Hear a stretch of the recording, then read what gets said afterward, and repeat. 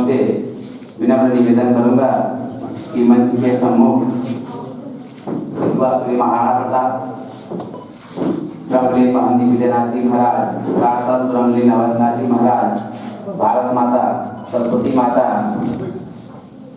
का गुरु श्री गोरक्षनाथ के चित्रों के सम्मुख पुष्पांजलि कर तथा दीप प्रज्वलन कर कार्यक्रम की विधिवत शुरुआत करने की कृपा करें। मंचासीन अतिथियों के द्वारा दीप प्रज्वलन तथा पुष्पांजलि का कार्य किया जा रहा है, जो किसी भी सारस्वत अनुष्ठान के लिए एक शुभ संकेत होता है।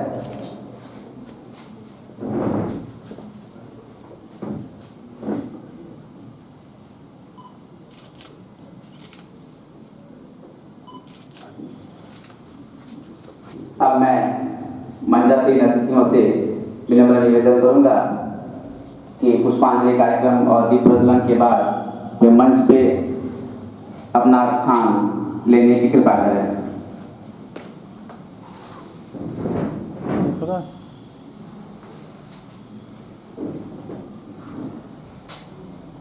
दीप प्रज्वलन के बाद मैं सरस्वती वंदना के लिए महाविद्यालय की छात्राओं को आमंत्रित करता हूँ।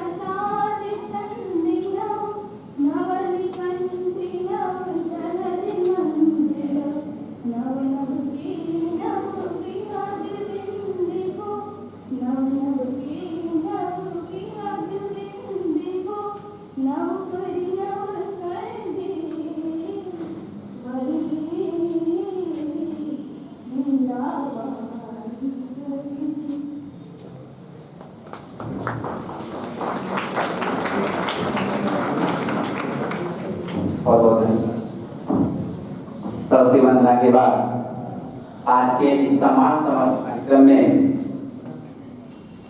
हमारे बीच मुख्य अतिथि के रूप में श्री ब्रह्मदेव यादव जी उपस्थित हैं। आप लगभग 20 सालों तक महाराणा प्रताप कृषक इंटर कॉलेज जगह दूसर गोरखपुर में प्रधानाचार्य की भूमिका में आपने कार्य किया है और आपके कुशल नेतृत्व में कृषक इंटर कॉलेज काफी ऊंचाइयों तक आपने पहुंचाया है। ऐसे अतिथि को पाकर हम सभी गौरवान्वित हैं। मैं आज के इस कार्यक्रम की अध्यक्षता कर रहे महाविद्यालय के उपाचार्य डॉक्टर विजय कुमार चौधरी सर से सादर आग्रह करूंगा कि हमारे मुख्य अतिथि को स्मृति चिन्ह और महाविद्यालय प्रकाशन की पुस्तकें भेंट कर महाविद्यालय परिवार की तरफ से इनका हार्दिक स्वागत अभिनंदन करने की कृपा करें।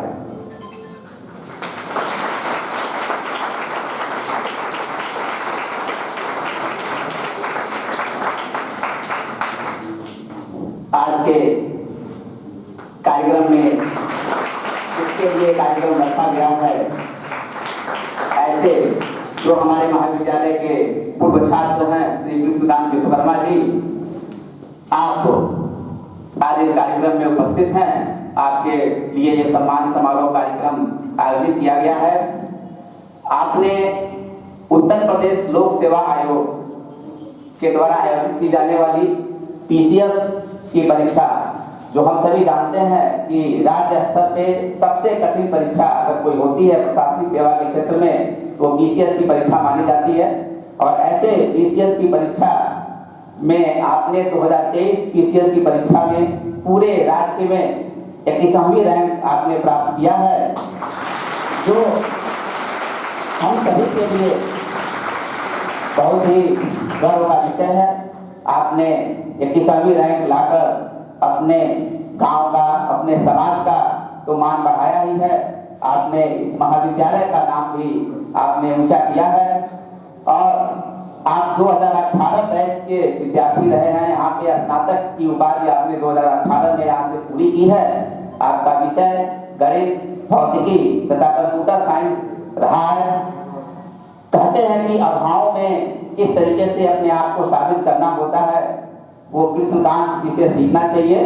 कृष्णकांत जी जितने अभाव में अपनी पढ़ाई की, आज उसका परिणाम है कि आज वो इस पद पे, जो कि एसडीएम का पद इनको मिला हुआ है, उस पद पे आज इस पद को सुशोभित कर रहे हैं। और इनके पिताजी, आप सुन के आपको आश्चर्य होगा कि मजदूरी का काम करते हैं, यानी कि इनके पिताजी व्यवसाय से प्लम्बर मिस्त्री हैं, जो कि प्लम्बर मिस्त्री का काम करते हैं। 3 भाइयों और 3 बहनों में सबसे छोटे श्री कृष्णकांत विश्वकर्मा जी के दिमाग में बचपन से ही था कि हम आगे चल करके अपने देश का, अपने समाज का, अपने गांव का, अपने महाविद्यालय का नाम रोशन करेंगे। तो वो चीजें इन्होंने बचपन से बैठाई और आज ये 21वीं रैंक लाकर एसडीएम के पद को सुशोभित कर रहे हैं। मैं आज के कार्यक्रम के अध्यक्ष महाविद्यालय के उपाचार्य डॉक्टर विजय कुमार चौधरी सर से मैं सादर निवेदन करता हूँ कि कृष्णकांत विश्वकर्मा जी को उत्तरी स्मृति चिन्ह तथा महाविद्यालय प्रकाशन की पुस्तकें भेंट कर महाविद्यालय परिवार की तरफ से इनका हार्दिक स्वागत और अभिनंदन करने की कृपा है।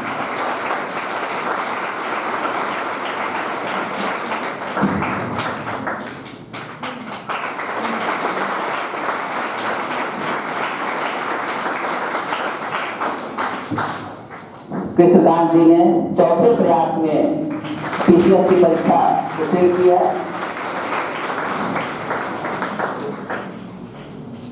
साथ ही साथ मैं कृष्णकांत जी के साथ आए उनके सभी रिश्तेदारों के प्रति, ग्रामवासियों के प्रति, मित्रों के प्रति मैं महाविद्यालय परिवार की तरफ से हार्दिक स्वागत करता हूं।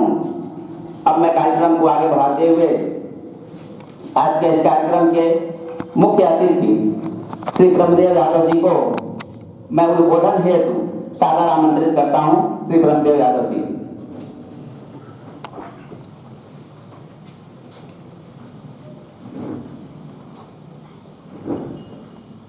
परम आदरणीय महाविद्यालय के प्राचार्य महोदय, संचालक महोदय, चौधरी साहब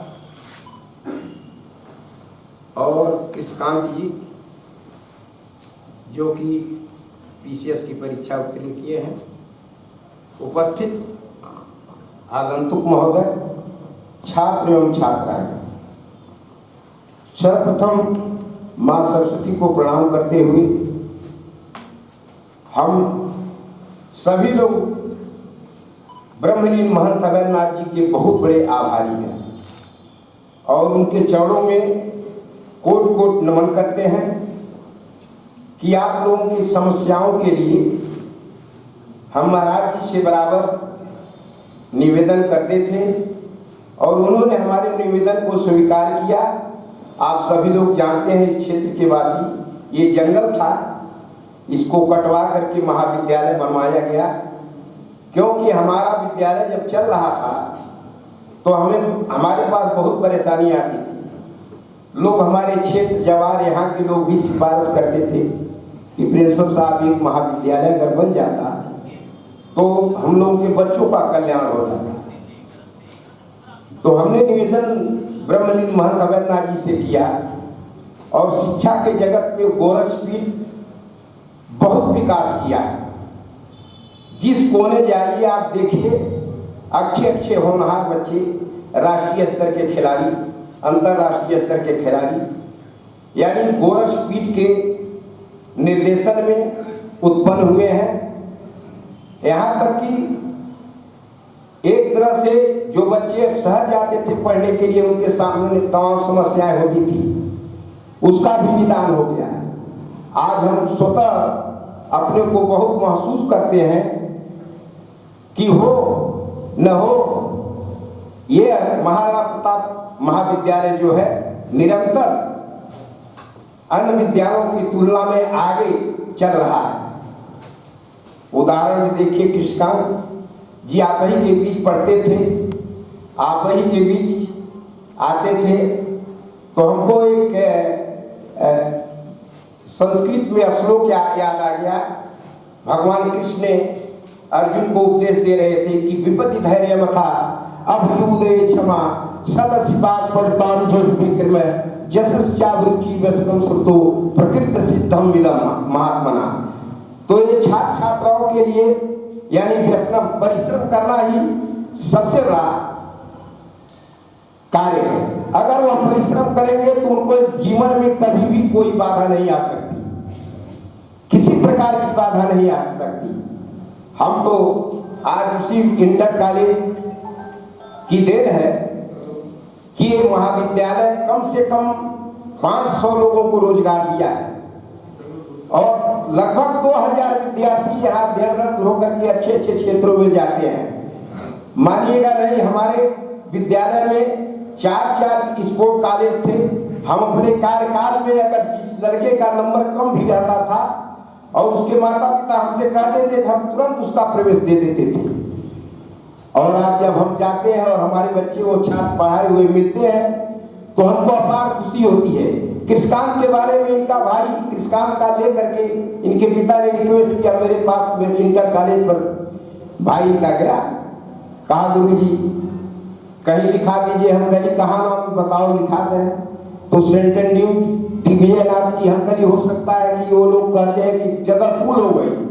तो हमारा विद्यालय एक यहाँ खुला है, चौधरी साहब से हम कह रहे हैं, वहीं से फोन से हम बात किए, चौधरी साहब बेचारे मौजूद हैं, हमारी बातों को टालते नहीं थे। तो वो कहते थे कि वहीं से आप कह दीजिए, आपके आदेश का पालन होता था, होगा। कृष्णकांत का प्रवेश हुआ और आज हम सभी लोगों के लिए खुशी की बात है कि इस महाविद्यालय का छात्र जो सबसे कठिन परिश्रम से उत्तीर्ण करके परीक्षा PCS की पास किया है और अपने नाम को गौरवान्वित किया है, इस विद्यालय का ही नहीं, उस क्षेत्र का ही नहीं, बल्कि आपके उत्तर प्रदेश का नाम ये रोशन किया है। इसके लिए हम महाविद्यालय के शिक्षक, शिक्षिका बंधुओं और अन्य लोगों को बधाई देंगे, धन्यवाद देंगे कि इस विद्यालय के प्रति कृष्णकांत जी कहीं रहेंगे, ऋणी रहेंगे, सहयोग करेंगे। और इन्हीं शब्दों के साथ हम अपनी वाणी को विराम करेंगे। जय हिंद, जय भारत, जय गोरखनाथ, जय महंत अवैधनाथ जी। बहुत बहुत धन्यवाद सर। अब मैं कार्यक्रम को आगे बढ़ाते हुए बोध गीत हेतु महाविद्यालय की छात्राओं को सादर आमंत्रित करता हूँ। बोध गीत हेतु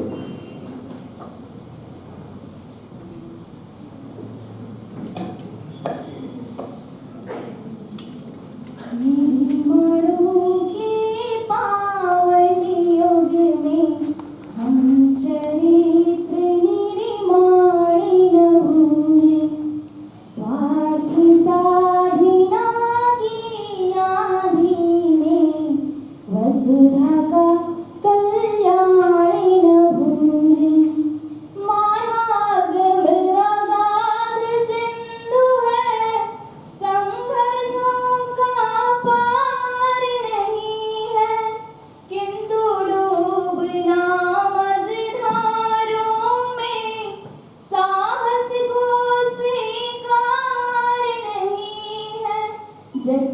समस्या सुलझाने को नूतन अनुसंधान न भूले। निर्माणों के पावन युग में हम चरित्र निर्माण न भूले।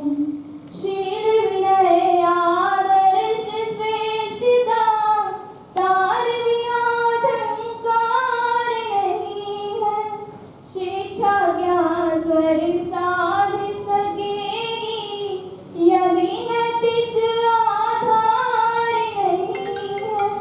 कीर्ति कौमुदी की गरिमा में संस्कृति का सम्मान नहीं है।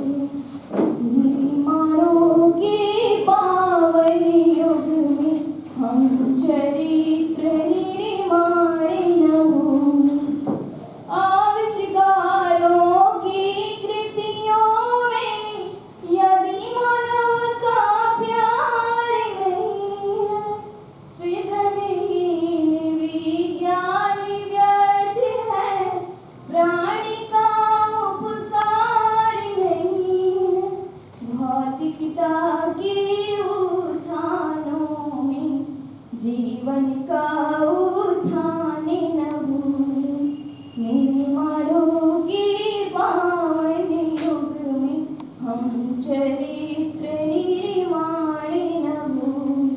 स्वार्थ साधना की आदि में वसुधा का कल्याण न भूले। वसुधा का कल्याण न भूले। वसुधा का कल्याण न भूले।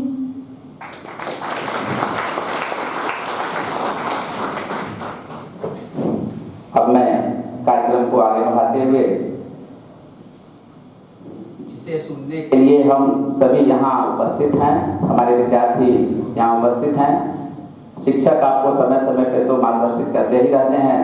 आज आपके बीच का कोई विद्यार्थी जो इस स्तर तक पहुँचा है, आपको अपने अनुभव साझा करेंगे। मैं श्री कृष्णदास विश्वकर्मा जी से सादर निवेदन करूँगा कि आप हमारे विद्यार्थियों को मार्गदर्शित करें कि हम कैसे तैयारी करें, क्या स्ट्रेटजी अपनाएं कि हमारे और भी विद्यार्थी PCSE की परीक्षा पास कर जाएं। कृष्णकांत विश्वकर्मा जी।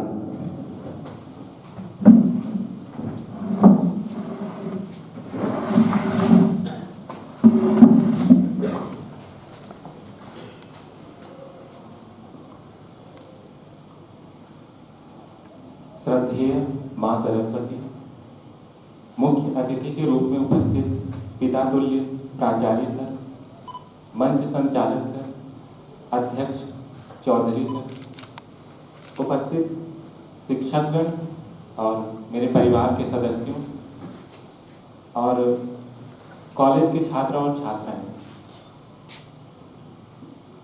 यहाँ पर ये मेरा ही विद्यालय है। यहाँ पर आने के बाद जो आपने सम्मान दिया मुझे और जो महसूस मैं कर रहा हूँ इस समय, शायद शब्दों में वो अभिव्यक्त न किया जा सके। इसके लिए मैं आप सभी का हृदय से आभारी हूँ और आप सभी को बहुत बहुत धन्यवाद करता हूँ।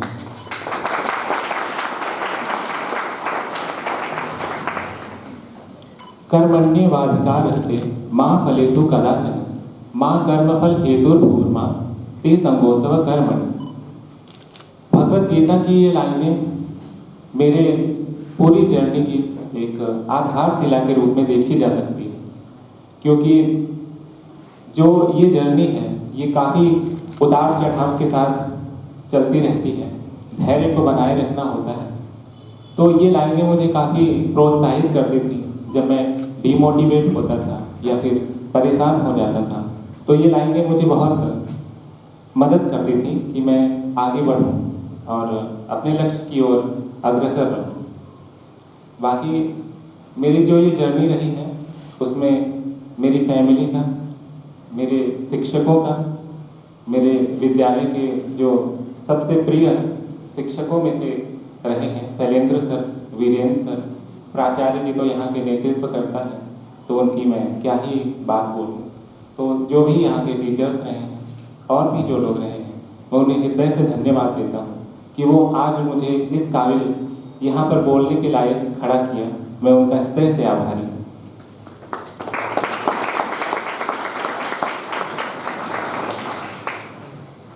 मैं भले ही यूपी पीसीएस की परीक्षा में चयनित हुआ, डिप्टी कलेक्टर के पद पे हो गया, लेकिन मैं आप लोगों में से ही एक हूँ। भले ही यह पद मुझे मिल गया है, लेकिन मैं अपने आप को वही समझता हूँ जो आप लोग मेरे सामने बैठे हुए अपने आप को समझ रहे हैं। तो कोई भी प्रश्न हो वो आप लोग मुझसे कोई भी बिना हिचकिचाहट के मुझसे पूछ सकते हैं। बाकी जो मेरी जर्नी रही है वो काफ़ी उतार चढ़ाव के साथ ही रही है। मेरी माँ 2014 में नहीं रही, तब 12th का एग्ज़ाम मेरा होने वाला था। तो फिर मुझे ऐसा लगा था कि चीज़ें अब शायद मुझसे ना हो पाए, क्योंकि मैंने शायद अपने जीवन में सबसे प्रिय व्यक्ति को खो दिया था। फिर भी भाइयों का सपोर्ट, पिता का सपोर्ट, बहनें, दोस्त, सर और जितने भी टीचर्स हैं, सभी ने मुझे फिर से उठाया और मुझे इस काबिल बनने के योग्य मुझे पथ प्रदर्शित किया। तो मैं सभी का आभारी हूँ और अपने ही विद्यालय में आके बोलते हुए मैं भावुक भी हूँ। तो मैं चाहूँगा कि अपनी तरफ से मैं बहुत बातें ना करके आप लोगों के प्रश्नों का उत्तर दूं, क्योंकि मुझे ऐसा लगता है कि मैं बहुत सारी बातें बोल दूं और आपके मन में क्वेश्चंस रह जाए जो आप लोग शायद मुझसे पूछने के लिए उत्सुक हों। तो मैं चाहूँगा कि अगर ये कन्वर्सेशन क्वेश्चन आंसर के रूप में चले तो ज़्यादा सफल इसे माना जा सकता है। तो आप में से कोई भी मुझसे कोई भी प्रश्न पूछ सकता है, निस्संदेह मैं उत्तर दूंगा और मुझसे झिझकने में कोई आपको संकोच नहीं होना चाहिए।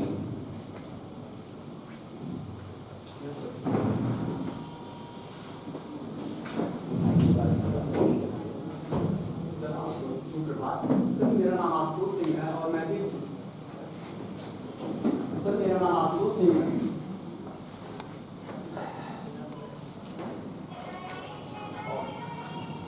सर जैसा कि आपका गणित भौतिकी और कंप्यूटर साइंस टीचर था, वैसे ही मेरा भी गणित भौतिकी रसायन अंतिम वर्ग है। सर मैं बहुत ही कंफ्यूज रहता हूँ कि मैं कैसे, जैसे कि सबको समस्या होती है क्योंकि विषय अलग है, वहाँ पर सामान्य अध्ययन है और यहाँ पर साइंस के सब्जेक्ट हैं और इन दोनों को एक साथ मैनेज करना बहुत ही मुश्किल हो जाता है। तो सर आपसे मेरा प्रश्न है कि इन दोनों को आपने एक साथ कैसे मैनेज किया और आपका ऑप्शनल जो सब्जेक्ट था वो क्या था? ऑप्शनल सब्जेक्ट इस साल से यूपी पीसीएस में हटा दिया गया है। हालांकि जब मैंने तैयारी शुरू की थी तो ग्रेजुएशन मेरा आप लोगों को जैसा सर ने बताया 2018 में कंप्लीट हो गया था। आप बैठ जाएं। तो उसके बाद से मैंने हिंदी साहित्य में मास्टर्स किया था, क्योंकि मैंने इसे अपने वैकल्पिक विषय के रूप में चुना था। मेरी जो एजुकेशन जर्नी रही है मैं उसे संक्षिप्त में बताता हूँ। 10वीं 12वीं मेरी साइंस से रही है, फिर मैंने बीएससी किया मैथ, फिजिक्स और कंप्यूटर साइंस से। फिर मैंने मास्टर्स किया है हिंदी लिटरेचर से, जिससे मुझे अपने ही विश्वविद्यालय से गोल्ड मेडल भी मिला हुआ है। और उसके बाद मैंने पॉलिटिकल साइंस से भी मास्टर्स किया है। तो मुझे ऐसा लगता है कि जो विषय है वो आपकी रुचि के अनुसार होने चाहिए। अगर आप उसमें बहुत कंफर्ट फील करते हैं तो वो साइंस हो या ह्यूमैनिटीज़ के कोई सब्जेक्ट हो, तो आपको कोई भी उसमें बहुत विशेष दिक्कत आने वाली नहीं है। मुझे इंग्लिश भी आता है, फिर भी उसके बाद मैं अपने आप को हिंदी में बहुत अधिक सहज समझता हूँ, तो उसके बाद ही मैंने अपना माध्यम हिंदी रखा है। तो ये अपनी रुचि के अनुसार है कि आप कौन सा विषय चुनते हैं। और मुझे लगता नहीं है कि विषयों का जो कॉन्ट्रडिक्शन है वो इसमें आ पाता है। तो आप बेहतर तैयारी शुरू करें और जो इसके सिलेबस है, आयोग ने एक प्रॉपर सिलेबस निकाल रखा है, उसकी बुकलेट मिलती है, आप उसे देखें और अपनी रुचि के हिसाब से विषयों का चयन करें। और जो उसमें जीएस वगैरह के जो सब्जेक्ट्स हैं वो तो आपको पढ़ने ही हैं, तो अपनी रुचि के अनुसार उसे चयनित करेंगे तो मुझे लगता नहीं है कि बहुत ज़्यादा इसमें समस्या आने की कोई बात रहेगी। और कोई?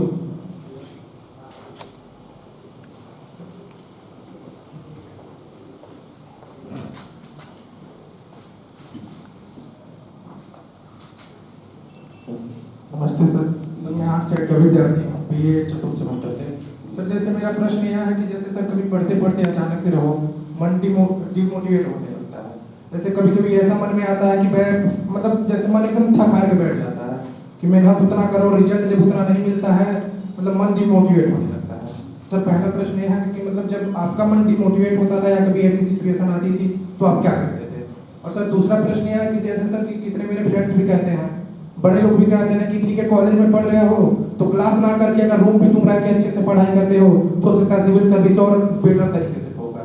तो क्या सर कॉलेज के साथ साथ रह के पढ़ाई करना सिविल सर्विस बेटर होगा या फिर कॉलेज ना करके केवल रूम पे रह के पढ़ाई करना अच्छा होगा? इस तरह की जो समस्या है मोटिवेशन की, आप बैठते हैं, मोटिवेशन लेवल जो है आपका वो तभी स्थिर रह सकता है जब आप अपनी पृष्ठभूमि को नहीं बोलते हैं। मेरे साथ भी ये चीज़ें काफ़ी रही हैं और जब भी मैं डिमोटिवेट होता था तो मुझे याद आता था अपना घर कि मेरी माँ है वो कैसे काम किया करती थी, मेरा घर पहले कैसा था मुझे याद है, शायद मैं इसे एक्सप्लेन ना कर पाऊँ तो मुझे याद रहता था। मेरे पिता हैं वो नल बोरिंग का काम करते हैं जैसा कि सर ने बताया, तो नल बोरिंग का काम करते हुए वो जब रात में वो सर्दियों में यही मौसम रहता था तो रात में वो 12-1 बजे तक वो आते थे। तो ये सारी चीज़ें मुझे याद आती थी उस समय जब मैं डिमोटिवेट होता था कि मैं कैसे आगे बढ़ूंगा। फिर लगता था कि उन्होंने इतना किया है। मुझे आज एक वाकया याद आ रहा है। एक बारी पिताजी हमारे नल में, आप लोग अगर ध्यान दिया हो तो चूड़ी काटना होता है, तो उन्होंने करीब आधे घंटे उसमें लगाया और फिर उसके बाद उन्हें 20 रुपये मिले। तो ये सारी चीज़ें एक मोटिवेशन के रूप में मेरे साथ रही हैं कि इतना मेहनत किया है उन्होंने और मैं अगर यहाँ आ पाया हूँ पढ़ने तो ज़रूर मुझे आगे बढ़ना ही होगा। मेरे पास बैठ जाने का कोई भी उपाय या फिर विकल्प नहीं था।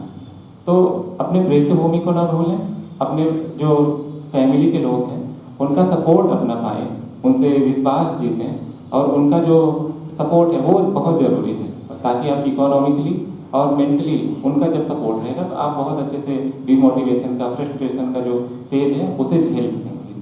और रही बात तैयारी की, तो कॉलेज में रहते हुए आप पढ़ सकते हैं। यहाँ लाइब्रेरी है, अच्छी लाइब्रेरी है, मैं भी उसमें पढ़ता था, तो आप आए यहाँ लाइब्रेरी के साथ पढ़ें।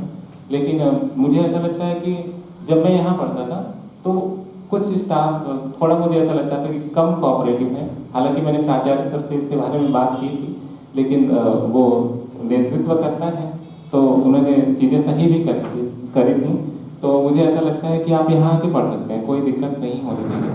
और आपको लगता है कि तैयारी, जब आप प्रॉपर तैयारी में उतरेंगे तो फिर आपको फुल टाइम देना पड़ेगा, क्योंकि ये इसका इतना ब्रॉड सिलेबस है। आपके जो कोर्स है, जैसे आप MA BA आपने बताया आप कर रहे हैं, तो वो तो है ही, शायद आपके सब्जेक्ट मुझे नहीं पता है, लेकिन वो सारे सब्जेक्ट होंगे। उसके बावजूद आपको कई सारे सब्जेक्ट पढ़ने होंगे, तो वो सारी चीज़ें आपको लेके चलनी होंगी जब आप एक प्रॉपर स्टडी में उतरते हैं। जैसे आपने BA कर लिया, उसके बाद आपको ये 7-8 घंटे डेली पढ़ना ही पड़ेगा। जब एग्ज़ाम आता है तो आप वो 10-12 घंटे अपने आप ही हो जाते हैं, 14 घंटे पढ़ने की जरूरत नहीं है। आप इतनी नॉर्मल पढ़ाई करेंगे तो बेहतर रहेगा। और कोई?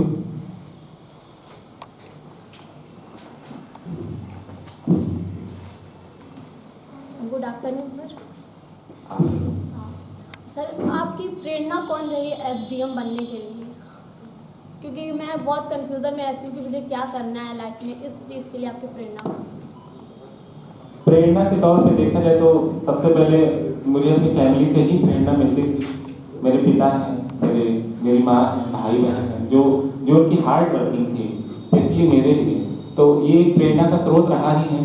हालांकि मैं बनने से पहले किसी एडमिनिस्ट्रेटर वाले ऑफिसर से मैं मिला नहीं था, तो आते जाते मैंने कुछ गाड़ियाँ देखी थी, चाहे SHO की हो या फिर शायद एक बारी भी मैंने देखा था कि एक कोई DM था, वो आया था हमारे एरिया में, एक ही बार मैंने देखा था।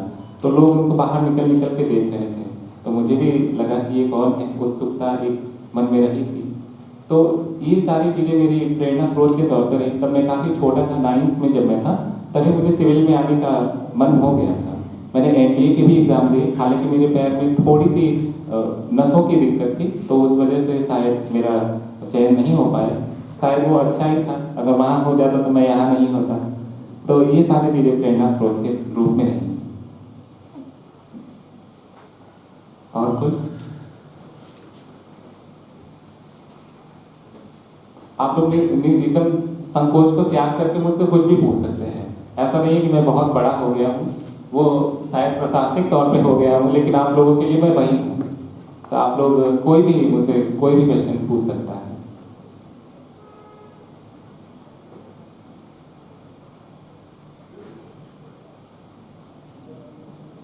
बाकी मैं अपनी जो जर्नी है सिविल की उसे मैं ब्रीफ में बताता हूँ। कोई क्वेश्चन हो तो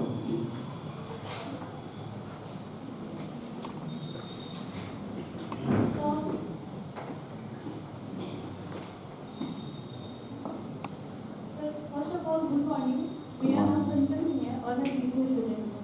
सर मेरा क्वेश्चन आपसे ये है कि अगर एक बच्चा जो अपने माँ बाप को छोड़कर या फैमिली को छोड़कर घर से बाहर आता है पढ़ने के लिए, तो उसको सबसे बड़ी प्रॉब्लम ये फेस करनी पड़ती है कि वो अपनी फैमिली के बिना कभी अकेला नहीं रहता और जब वो अकेला आता है तो बहुत अकेला महसूस करता है। ये सबसे बड़ी दिक्कत है कि एक लड़के को या फिर लड़की को अपना घर छोड़कर बाहर रहना। तो सर बहुत सारी चीज़ें आती हैं कि उसको रिस्पॉन्सिबिलिटी भी होती है कि हाँ वो कोई चीज़ें आती, कोई दिक्कत आती है या फिर फाइनेंशियल प्रॉब्लम होती है तो कैसे सपोर्ट करेगा। मतलब सर इस सिचुएशन में वो स्टूडेंट कैसे उस चीज़ को सॉल्व करे, जो सिचुएशन उसको कैसे फेस करे। और सर एक क्वेश्चन और है कि सर आप इतने बड़े पोस्ट पे हैं, तो मेरा क्वेश्चन जायज़ नहीं है लेकिन मैं आपसे पूछना चाहूँगी आजकल के मतलब वो पॉलिटिक्स चीज़ होती हैं जो बहुत जिसमें करप्टेड चीज़ होती हैं, तो सर आपसे जो नीचे के लोग हैं वो क्या फिर मतलब रिश्वत वगैरह लेते हैं। और सर एक और चीज़ है मतलब आपने ऐसा कौन सा क्या काम किया है तो मतलब आपसे छोटे लोगों के लिए हेल्पफुल हो या हार्मफुल हो। और सर आपसे एक रिक्वेस्ट है, आप इतने अच्छे पोस्ट पे हैं तो उन गरीब लोगों की मदद करिए ऐसे रोड बेस होते हैं या फिर जिनके पास स्कूल नहीं है, स्कूल जाने का बैग नहीं है या फिर फाइनेंशियल चीज़ें मतलब फाइनेंशियल सपोर्ट नहीं होते हैं। So thank you sir. आपने एक साथ इतने सारे क्वेश्चन किए हैं, मैं सोच रहा हूँ कि कौन से का आंसर करूँगा। तो आपके पहले क्वेश्चन से मैं बोलता हूँ। आपने बोला कि बाहर रह के पढ़ना, तो अगर फैमिली का सपोर्ट है आपको तो ये चीज़ें बहुत आसानी से निकल जाती हैं। मुझे याद है बीएससी करने के लिए जब मैं यहाँ पे एडमिशन मैंने लिया था तो मैंने मोहद्दीपुर में रूम लिया था। मेरे पिताजी के बहुत ही खास दोस्त थे, वो डॉक्टर हैं, मैं उन्हीं के यहाँ रहता था। पहली बार मैं मम्मी के जाने के बाद मैं पहली बार घर से निकला था। मैं काफ़ी रोता भी था। जिस दिन पहले आया था मैं उस दिन भी छत पे जाके आराम से मैं रो रहा था। तो नीचे जो डॉक्टर सर हैं उनकी वाइफ माँ जैसी ही थी वहाँ पे, तो वो आई मुझे आराम से नीचे ले गई, मुझे बहुत समझाया। तो ये एक फैमिली के सपोर्ट के द्वारा ही आपको मिल पाता है कि उन्हें पता है कि आपको कहाँ रखना है। तो मेरे फैमिली को जैसे पता था उन्हें कहाँ रखना है तो मुझे वहाँ रखा। मेरे लिए चीज़ें आसान रही, मैंने बाहर रह के पढ़ाई की है। तो शुरुआत में जो इंटेंसिटी है भावनाओं की वो ज़्यादा रहती है, तो धीरे धीरे चीज़ें मैनेज हो जाती हैं, तो आप रह सकते हैं, कोई दिक्कत नहीं है। इसके लिए आपको खुद से मजबूत होना पड़ेगा कि मैं तैयार हूँ कि नहीं बाहर रहने के लिए। अगर आप में दृढ़ विश्वास है तो आप आराम से रह सकते हैं, उसमें कोई दिक्कत नहीं आने वाली है। और दूसरा क्वेश्चन आपका ये था शायद करप्शन को लेकर के, जो हमारे सबऑर्डिनेट्स वगैरह होंगे। अभी मैं प्रशासन में प्रवेश करूँगा, मेरी ट्रेनिंग शायद अगले ही महीने से स्टार्ट हो जाएगी। तो हमारा जो काम है वो हमें करना चाहिए। हमारा जो काम है जैसे कि पॉलिसी इम्प्लीमेंटेशन या फिर जो भी काम सरकार द्वारा हमें आवंटित किए जाते हैं, हमें वो उस पर फोकस रहना है। रिश्वत वगैरह आपको भी पता है रिस्ट्रिक्टेड है और होनी भी चाहिए। देश को आगे ले जाना है, प्रदेश को आगे ले जाना है, तो ये चीज़ें होती हैं। तो उसी के लिए, उसी को रोकने के लिए तो मैं इस पद पर आया हूँ। तो ऐसी चीज़ें होनी नहीं चाहिए और मेरे परिवेश में तो नहीं ही होगा। और तीसरा क्वेश्चन क्या था आपका? जो जिनको फाइनेंशियल दिक्कत होता है, जिनको स्कूल जाने के लिए पैसे नहीं होता है या फिर खाने के लिए चीज़ें, जैसे आप अभी प्राइस वाले रोड पे जाएंगे तो उधर चौराहे के आगे एक फैमिली रहती है जिनका झोपड़ी सा घर है और उनके छोटे छोटे बच्चे दो चार, और वो बांस की वो कुछ सामान बनाते हैं और बड़ी बोलते हैं, उनको मैंने वो पैसे मांगते हुए देखा है। तो एक चीज़ ये है इसमें भिक्षावृत्ति, गरीबी और जो हमारी सोसाइटी का जो नज़रिया है और सरकार के शायद सशक्त प्रयास न है, तो ये सारी चीज़ें एक मिक्सअप के तौर पे यहाँ पे देखनी चाहिए। केवल एक एंगल लेकर के हमें मूल्यांकन करने से बचना चाहिए। हालांकि इसके लिए भी मुझे जो भी पावर्स दिए जाएंगे, जो भी कार्य दिए जाएंगे, बहुत सारी योजनाएं हैं, पीडीएस वगैरह होते हैं। बाकी अलग से भिक्षावृत्ति के लिए आप लोगों ने शायद स्माइल योजना अभी केंद्र सरकार ने शायद लॉन्च की है, तो इस तरह की योजनाएं हमें इम्प्लीमेंट करनी होती हैं। वो तो पढ़े लिखे ही नहीं है तो उसी के लिए तो हम लोग हैं, उसी के लिए हम लोग जाएंगे ना, यही जागरूकता और अवेयरनेस के लिए हम लोग जाएंगे।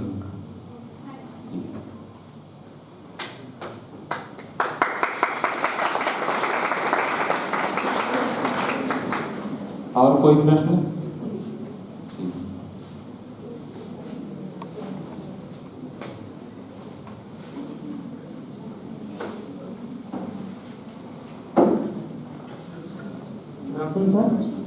सर मैं एमएससी फर्स्ट सेमेस्टर का स्टूडेंट हूँ। सर मैं जानना चाहता हूँ क्योंकि बहुत सारे ग्रेजुएट होते हैं साइंस सब्जेक्ट, और वो साइंस सब्जेक्ट ग्रेजुएट होने के बाद बीटेक वाले या कोई भी ऐसे होते हैं वो आर्ट सब्जेक्ट को प्रीफर करते हैं ऑप्शनल में। ऐसा रीजन क्या होता है कि ऑप्शनल में आर्ट सब्जेक्ट को प्रीफर करते हैं, साइंस वाले को छोड़ देते हैं? क्योंकि वो मास्टर्स भी किए रहते हैं कुछ लोग, वो भी अपना ऑप्शनल साइंस वाले ह्यूमैनिटी वाले लेते हैं। इसका रीजन क्या होता है सर, इसको बताइए। सब्जेक्ट चयन का सबसे जो आधार होता है, सबसे अच्छा आधार जो माना जाना चाहिए मेरे हिसाब से, जो मेरा खुद का भी रहा है, वो अपना इंटरेस्ट या रुचि के तौर पे देखना चाहिए। आपको जिस विषय में बहुत अच्छा महसूस हो, फिजिक्स मुझे लगता था कि मेरा बहुत अच्छा है और मैं फिजिक्स को ही एज ए ऑप्शनल ऑप्ट करना चाहता था, लेकिन फिर उसके बाद मुझे हिंदी से भी काफ़ी लगाव था। मैं 12th में था तब भी मैंने हिंदी पढ़ी थी, तो दोहे वगैरह मुझे काफ़ी अच्छे लगते थे और मैं पूजा पाठ भी करता हूँ थोड़ा, तो एक कृष्ण भक्ति धारा वगैरह पढ़ के मुझे बहुत अच्छा लगता था। तो फिजिक्स और हिंदी साहित्य में मेरा द्वंद्व बना रहा था कि मैं कौन से को अपना ऑप्शनल ऑप्ट करूँ।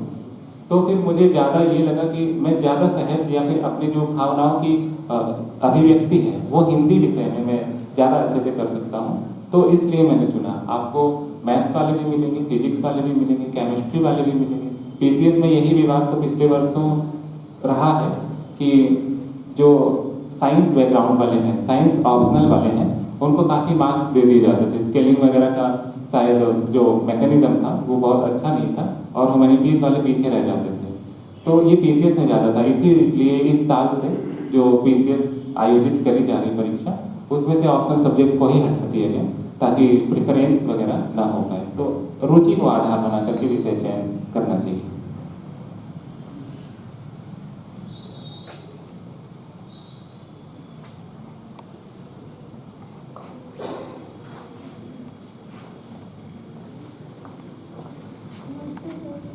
नमस्ते सर, मेरा नाम अनमोल सिंह है और मैं आपसे कुछ प्रश्न पूछना चाहती हूँ कि सर आप मतलब आपने सेल्फ स्टडी की थी या फिर आप खुद से मतलब प्रिपेयर किए थे, और आप कितने घंटे पढ़ाई करते थे, मतलब कितने घंटे पढ़ाई करते थे? मॉर्निंग में पढ़ाई करना ज़्यादा बेटर होता है या नाइट में?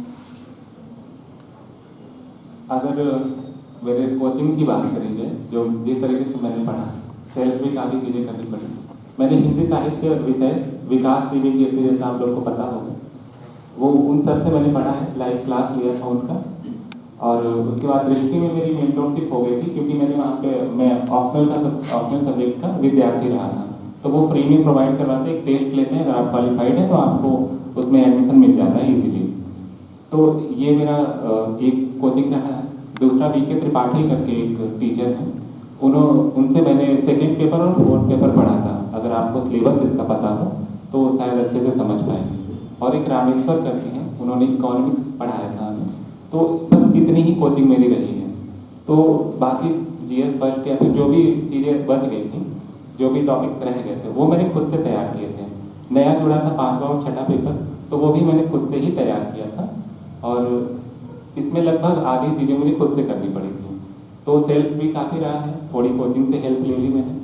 और अगर घंटों की बात की जाए तो नॉर्मल डेज, जैसे कि अभी का जो स्टेज है, मान लीजिए मई में एग्ज़ाम है, तो अभी की जो पढ़ाई होती थी करीब 8 घंटे डेली हो जाती थी। लाइब्रेरी में मैं चला जाता था, हालांकि मैं बहुत कम लाइब्रेरी गया, एग्ज़ाम टाइम में चला जाता था। तो 7-8 घंटे की पढ़ाई अगर आपकी नॉर्मल डेज में हो रही है, जो 3-4 महीने दूर की मैं बात कर रहा हूँ एग्ज़ाम की, लेकिन जब एग्ज़ाम पास आ जाते हैं तो आपको करीब 11-12 घंटे अपने आप ही इंक्रीज हो जाते हैं घंटे, क्योंकि आपको प्रेशर फील होता है कि अगर मैंने आज नहीं पढ़ा तो चीज़ें आगे कैसे मैं कर पाऊँगी या फिर कर पाऊँगा। तो मुझे लगता है कि अगर आप डेली 7-8 घंटे पढ़ रहे हैं और 11-12 घंटे एग्ज़ाम टाइम में पढ़ रहे हैं, एग्ज़ाम टाइम मतलब एग्ज़ाम से 20 दिन पहले, तो मुझे लगता नहीं कि इससे ज़्यादा पढ़ने की ज़रूरत है।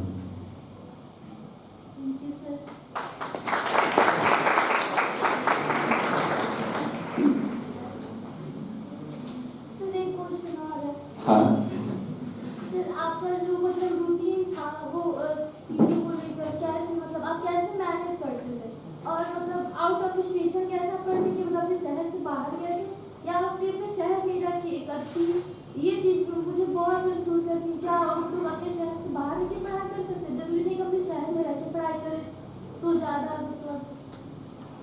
मुझे इस फील्ड में आने से पहले विशेष तौर पे इसकी जानकारी थी नहीं, तो मुझे दिल्ली जाना पड़ा। शायद गोरखपुर में भी चीज़ें अब काफ़ी इम्प्रूव हुई हैं सिविल को लेकर के, तो वो अपने हिसाब से देख लेना चाहिए कि मैं किस क्षेत्र में ज़्यादा कमज़ोर हूँ या फिर मेरा क्या ठीक है। उस हिसाब से आप जाने का तय कर सकते थे। मुझे नहीं पता था तो मैं दिल्ली चला गया था, ग्रेजुएशन के बाद ही चला गया था। मैंने मास्टर्स अपना प्राइवेट से ही किया था। तो मुझे लगता है कि बाहर अगर रहने का मौका मिले अच्छी जगह, और उसके बाद नेतृत्व जो आपको कर रहा है वो बहुत अच्छा व्यक्ति होना चाहिए। मैं जब गया था वहाँ पे तो काफ़ी सीनियर्स लोग थे, मुझसे काफ़ी बड़े लोग वहाँ पे थे। शायद उनका सिलेक्शन अभी नहीं हो पाया है, उन्होंने काफ़ी एग्जाम्स दिए थे, उन्हें मुझसे बहुत ज़्यादा पता था। तो मैंने उनसे चीज़ें सीखी और अपने आप को उसके अनुसार अपने आप को बदलने की कोशिश की और तैयारी को मैंने अपना माध्यम चुना। तो मुझे ऐसा लगता है कि जहाँ पे आप कंफर्ट फील करें, चीज़ें आसानी से उपलब्ध हो जाएं, वहीं आपको पढ़ लेना चाहिए। दिल्ली में एक माहौल तो ज़रूर है। मुखर्जी नगर में मैं रहता था, करीब मुझे 4.5 साल हो गए वहाँ पे। तो शुरू में थोड़ा ऑड फील होता है कि मैं अपने परिवेश से, अपने होम डिस्ट्रिक्ट से यहाँ पे आ गया, चीज़ें उतनी फेवरेबल नहीं लगती हैं। लेकिन मुझे ऐसा लगता है कि अगर यहाँ पे चीज़ें उपलब्ध हैं, खास करके महिलाओं के लिए, क्योंकि उन्हें बाहर जाना एक सपने के जैसा हो जाता है। हम मेल पर्सन जितने भी हैं, स्टूडेंट्स हैं, वो जाने की एक बात को सोच सकते हैं, क्योंकि जो सेफ्टी की बात होती है, जो हमारे यहाँ की सोसाइटी और जो पेट्रियार्की है, जो उसका पर्सपेक्टिव है, तो मुझे लगता है कि महिलाओं के लिए थोड़ा और अभिभावकों को आगे आना चाहिए। जितने भी अभिभावकगण यहाँ बैठे हैं, मैं उनसे ये अनुरोध करूँगा, अपने बच्चों की जो क्षमताएं हैं उन्हें पहचानें और उन्हें आगे बढ़ने का अवसर दें, क्योंकि हमसे बेहतर वो जानते हैं अपने बाल्य को कि वो क्या बन सकते हैं और क्या कर सकते हैं। तो फैमिली का सपोर्ट बहुत ज़रूरी हो जाता है। सपोर्टिव टीचर्स का होना और एक इंटेलेक्चुअल टीचर्स का होना, ये भी मैं बहुत ज़रूरी मानता हूँ कि वो एक अच्छी दिशा प्रदान करें ताकि बेहतर हो सके चीज़ें। तो रहने का अपने हिसाब से आपको चुनना चाहिए। और इंटरव्यू जैसे होता है तो उसमें हमारे मतलब जो हम लोग ग्रेजुएशन में जो सब्जेक्ट पढ़े होते हैं, तो क्या इंटरव्यू में वही क्वेश्चन रिलेटेड उसी बेस पे पूछा जाता है या अदरवाइज उसका भी कोई इंटरव्यू के लिए मैं अपनी संक्षिप्त जर्नी सी बता देता हूँ, शायद इसमें पीसीएस का सिलेबस भी कवर हो जाएगा। मैं शुरू से बताता हूँ। जो पीसीएस का एग्ज़ाम है उसमें प्रीलिम्स होता है, मेंस होता है, इंटरव्यू होता है। 3 स्टेजेस में ये होते हैं। साल भर लगभग ये प्रोसेस चलता है। पिछले साल मई में प्रीलिम्स था जिसमें जीएस के पेपर होते हैं। इसमें मल्टी सब्जेक्ट्स आते हैं, इकोनॉमिक्स, ज्योग्राफी, हिस्ट्री, साइंस और करंट अफेयर, और दूसरा पेपर होता है सीसेट का। तो ये सारे सब्जेक्ट्स होते हैं उसमें जिसको पढ़ना होता है। बहुत सारे आप लोग बोलेंगे तो मैं सिलेबस और इसका डिटेल अच्छा। तो सबसे पहले मैं तैयारी में आने के बाद सबसे पहले मैंने NCERTs पढ़ी थी, 6 से 12 तक पढ़ी थी। बाद में केवल 11th-12th की पढ़ी थी। उसके बाद स्टैंडर्ड बुक्स जैसे M लक्ष्मीकांत की राजनीतिक व्यवस्था करके आती है, स्पेक्ट्रम की बुक है मॉडर्न हिस्ट्री के लिए, एंशिएंट हिस्ट्री के लिए SK पांडे सर की बुक आती है, तो वो मैंने पढ़ा था। स्टैंडर्ड बुक में मैंने यही पढ़ा है। दृष्टि IAS की जो इन्वायरमेंट की बुक आती है वो भी मैंने पढ़ा है। तो ये चीज़ें करी थी। उसके बाद घटना चक्र पूर्वावलोकन की जो बुक्स हैं, लगभग 6 सब्जेक्ट्स के होते हैं, हिस्ट्री, ज्योग्राफी और साइंस के, पॉलिटी के और इन्वायरमेंट के भी होते हैं। इकोनॉमिक्स का सिलेक्टेड पढ़ना है क्योंकि डाटा इसमें पुराने वाले होते हैं, तो इसको बहुत अच्छे से पढ़ना है क्योंकि 70-80% क्वेश्चन यहीं से आ जाते हैं सीधे सीधे। तो ये करना है। बाकी सीसेट के लिए यूट्यूब से हेल्प ले सकते हैं। तो इस तरह से आपका प्रीलिम्स निकल जाएगा, काम हो जाएगा। बहुत अच्छे से रटना पड़ेगा, उसे पढ़ना और समझना भी पड़ेगा, क्योंकि कॉन्सेप्चुअल और फैक्चुअल दोनों ही क्वेश्चन आने लगे हैं अभी। और अगर मेंस की बात करूं तो 8 पेपर्स होते हैं। इस बार 4 दिन में ही 8 पेपर उन्होंने करवाया था, तो काफ़ी टफ हो गया था जितने भी कैंडिडेट्स लोग थे, क्योंकि 3-3 घंटे लिखना और लगातार 4 दिन लिखना, 6 घंटे रोज लिखना हो जाता था। एक दिन में 2 पेपर। तो एक हिंदी का पेपर होता है जिसमें ग्रामर वगैरह होते हैं, तो उसको आदित्य पब्लिकेशन की एक बुक होती है, उससे आप पढ़ सकते हैं। तो उसके बाद ये हिंदी की पढ़ सकते हैं। फिर निबंध की प्रैक्टिस करनी पड़ेगी आपको, और जीएस के जो सब्जेक्ट्स हैं सिलेबस वाइज आप उसका सिलेबस देख लें और उसके हिसाब से बहुत सारी बुक्स होती हैं, नोट्स आप ले सकते हैं बहुत सारे कोचिंग्स की, तो वहाँ से आप ले सकते हैं। बाकी इंटरव्यू में जो आपने पढ़ रखा है, मेंस अगर आपका ठीक तैयार है, इंटरव्यू तक आप पहुँचते हैं तो वो रैंडम कोई भी क्वेश्चन पूछ सकते हैं, जैसे हॉबी का पूछ लेते हैं, आप क्या पढ़ रहे हैं, अभी क्या कर रहे हैं, और आपका एसडीएम क्यों बनाएं, आपकी वीकनेस क्या है, स्ट्रेंथ क्या है। और जो इंटरनेशनल मुद्दे उस समय चर्चा में रहते हैं, जैसे राम मंदिर वगैरह हो गया, तालिबान, इसराइल, फिलिस्तीन, ये सारी चीज़ें उसमें होती हैं। तो ये सारी चीज़ें अगर आप तैयार कर लेते हैं तो मुझे लगता नहीं कि बहुत कठिन पड़ेगा। ठीक है, तो समय थोड़ा कम है, कक्षाएं चलनी है, तो इसलिए मैं आप सभी का फिर से हृदय से आभार अभिव्यक्त करता हूँ और सभी को प्रणाम भी करता हूँ और हृदय से मेरा धन्यवाद और बहुत बहुत आभार।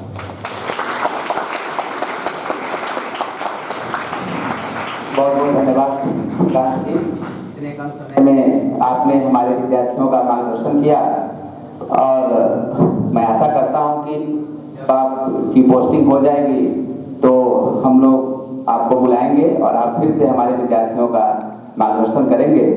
अब मैं अंत में आभार ज्ञापन हेतु मैं कार्यक्रम अध्यक्ष महाविद्यालय के उपाचार्य डॉक्टर विजय कुमार चौधरी सर को मैं सादर आमंत्रित करता हूँ। इस कार्यक्रम के मुख्य अतिथि श्री ब्रह्मदेव यादव जी, जो इस महाविद्यालय के मार्गदर्शक रहे हैं, पथप्रदर्शक रहे हैं और हमारे बीच आज मौजूद हैं। आज भी आपके द्वारा हमारा मार्गदर्शन किया गया है, जिनके सम्मान के लिए हम सभी उपस्थित हुए हैं। श्री कृष्णकांत जी, आप हमारे विद्यार्थी हैं, महाविद्यालय के विद्यार्थी रहे हैं। हम सभी के प्रेरणा स्रोत के रूप में आज इस कार्यक्रम में उपस्थित हैं। आप सभी को बहुत सारा मार्गदर्शन उनसे प्राप्त हुआ है और आगामी भविष्य में भी जब आप चाहेंगे हम आपके मार्गदर्शन हेतु आपको अपने विद्यार्थी के अधिकार से यहाँ बुलाने की कोशिश करेंगे। संचालन कर रहे श्री विनय कुमार सिंह जी,